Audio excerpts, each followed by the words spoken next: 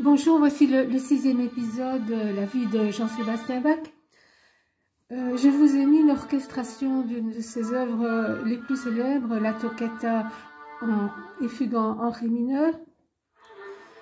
Pourquoi je vous ai mis une orchestration alors que d'habitude on l'entend jouer aux grandes orgues ou alors il y a des adaptations, des transcriptions pour le piano également. Elle est fabuleuse à jouer, même au piano, alors qu'on est privé du pédalier, mais bon, il y a moyen de faire des sauts de main et de rendre toute la puissance des basses, même à un piano. Eh bien, je vous ai mis une orchestration moderne, parce que bon, c'est Léopold Stokowski qui a adapté dans les années 1950 une œuvre qui a été écrite en 1708 ou 1709 par Jean-Sébastien Bach. Donc, je vous ai mis ça parce que dans l'épisode précédent, je vous ai dit que Jean-Sébastien Bach avait claqué la porte de son poste d'organiste à Arnstadt et qu'il est parti à Mulhouse où il est resté 2 ans, encore comme organiste, plein de bonne volonté, et où il a exactement vécu le même problème qu'à Arnstadt. C'est qu'on trouvait que la musique prenait trop d'importance pendant le culte et distrayait les gens de la prière et de l'intériorité. Et donc, il a dû encore une fois quitter. Il l'a fait avec beaucoup de modération, par une très belle lettre, disant qu'il avait patienté, qu'il avait fait tout pour s'adapter aux exigences piétistes de la réforme, mais qu'il ne pouvait pas et qu'il demandait son congé pour pouvoir continuer son évolution et sa création musicale, parce qu'il était tenté par l'orchestration. Ce qui est très en avance pour cette époque-là, où on jouait surtout dans des toutes petites formations, un clavecin, un alto, un violon, parfois une trompette ou une flûte. Et bon, Bach connaissant l'orgue à fond, il arrivait même à les restaurer. Il était craint de tous les facteurs de piano. C'est pas un facteur de lettres, hein, c'est le nom du métier de l'artisan de l'orgue. On appelle ça un facteur. Pour le piano aussi. Donc, celui qui a conçu un instrument à clavier est un facteur. Celui qui conçoit des instruments à cordes est un luthier. Voilà, comme ça, vous n'allez pas être étonné d'entendre le terme de facteur. Et donc, Bach connaissait sur le bout des doigts le jeu des grandes orgues et la facture des orgues. Mais il était tenté par l'orchestration. Qu'est-ce que c'est que l'orchestration? Eh bien, c'est de transposer une œuvre qu'on a composée sur un instrument unique. Bon, si vous avez une guitare, c'est sur la guitare. Si c'est un piano, c'est au piano. Si c'est au violon, c'est au violon. Et on veut rendre une puissance sonore grâce à l'ajout d'autres instruments.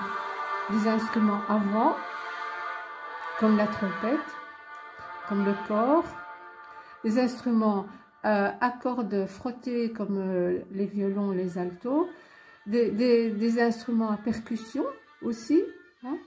Et donc voilà, il faut mettre tous ces instruments en harmonie les uns aux autres, ne pas lasser, et donc faire intervenir les uns puis les autres. Et alors on a besoin pour ça d'un chef d'orchestre.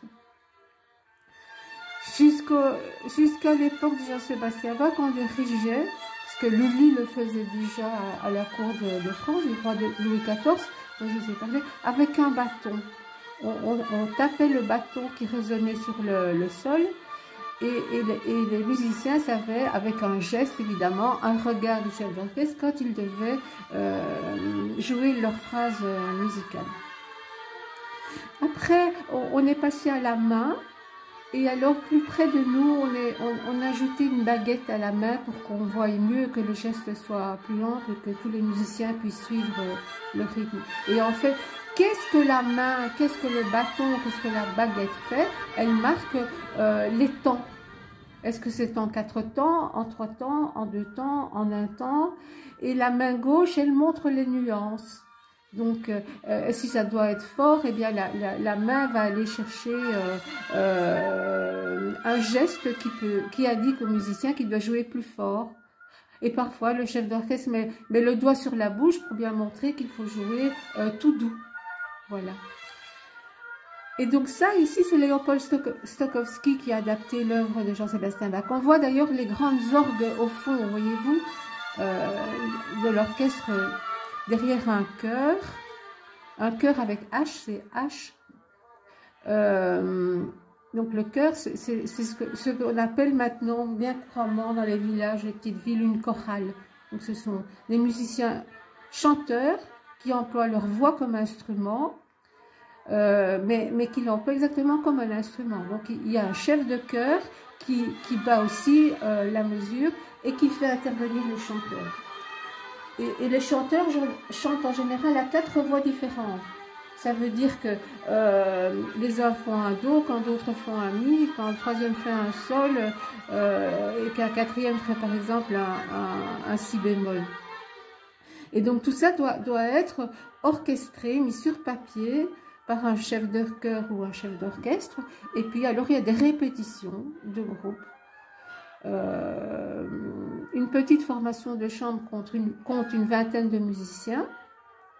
Ou alors vous pouvez simplement faire une petite orchestration en trio, en quatuor, ce qui nécessite moins de répétition. Voilà. Eh bien, nous allons un peu rentrer dans la vie privée de Jean-Sébastien Bach parce qu'il se marie. Il avait rencontré sa cousine Barbara chez un logeur. Une petite cousine. C'est encore l'époque où on pouvait épouser ses cousins et ses cousines. Voilà, elle s'appelait Barbara. On ne pouvait pas se marier si on n'avait pas de quoi nourrir une famille. C'était une obligation de pouvoir subvenir aux besoins de sa famille. Et donc, Bach va recevoir un petit héritage d'une tante qui décède et qui va lui permettre d'épouser sa cousine. En plus, à cette époque-là, donc maintenant il est à Mulhouse, on payait également le musicien par un logis, un logement donc, du vin, parce que on buvait beaucoup de vin, pas par vice à cette époque-là, mais c'est parce que comme il y avait des épidémies de peste ou d'autres épidémies et qu'on pensait que c'était des bêtes qui pouvaient empoisonner l'eau de source, on poussait les gens à boire du vin, parce que bon, du vin c'est de l'alcool, et d'office, on ne peut pas être intoxiqué par de l'alcool. Et donc, on payait le musicien avec du vin et aussi un logis et du bois de chauffage. Et donc, et le reste de sa rémunération lui était donné en argent de l'époque. Alors, il va rester 2 ans et puis bon, sa femme attend un enfant, donc il va devenir papa. Et donc, pour lui, c'est un stimuli. Il veut encore évoluer dans son poste. Et il y a un poste qui se libère à Weimar. Le duc de Weimar engage un Concertmeister, donc un directeur d'orchestre. Et il doit passer un concours. Mais on le connaît déjà. D'abord, il a une très bonne réputation. Il est l'ami de Telemann, qui va même être le parrain de son premier enfant. Telemann était un géant de la musique. Il a composé plus de 6000 œuvres. Vous imaginez, il y a 365 jours par an, faire 6000 œuvres, la quantité d'œuvres qu'il faut composer tous les jours pour arriver à cela. Et donc, il gagne le concours d'entrée auprès du duc de Weimar et il est nommé alors Concertmeister. Et le duc de Weimar est aussi protestant, mais un protestant, on va dire orthodoxe, pas piétiste. Dans piétiste, vous avez la racine du mot piété, ça veut dire que c'est la prière qui l'emporte, l'intériorité qui l'emporte. Mais l'autre, on va dire, l'autre manière d'appréhender la religion protestante est celle de Martin Luther, qui était musicien, et où, alors, c'est la musique qui l'emporte sur la prière, parce que la musique est à la gloire de Dieu, et dans la musique, on peut faire dialoguer des voix, dont soit entre un homme et une femme, soit disons, en transcendance entre Dieu et le sujet qui s'adresse à lui. Alors, nous allons nous quitter parce que M. Léopold Stokowski a terminé son concert. Eh bien, je vous donne rendez-vous pour un 7e épisode de la vie de Bach, donc à Weimar, où il sera particulièrement brillant et où alors il va momentanément composer toujours pour l'Église, hein, et il va toujours recouvrir l'habit d'organiste même pour le duc de Weimar, mais quand il y a un orchestre et des musiciens au service du duc, il va commencer à composer pour l'orchestre. Et donc c'est une nouvelle expérience pour lui. Et encore une fois, heureusement pour nous, parce que là nous allons avoir des œuvres profanes. Donc on emploie le mot profane, pas dans le sens de profanation, ce n'est pas un délit, c'est dans le sens de la musique habituelle, la musique de cour, la musique qui fait danser, la musique qui divertit. Alors on appelle ça de la musique profane. L'autre pendant est la musique sacrée, donc la musique au service de la religion. Voilà, et bien donc là, il va commencer à avoir une carrière de musicien au service, on va dire, de la joie de vivre, de la danse, de la fête, et il est très brillant. C'est un Bach plein de joie, plein de couleurs d'orchestre magnifiques, que je vous invite à découvrir dans les épisodes suivants. Je vous remercie infiniment. À bientôt.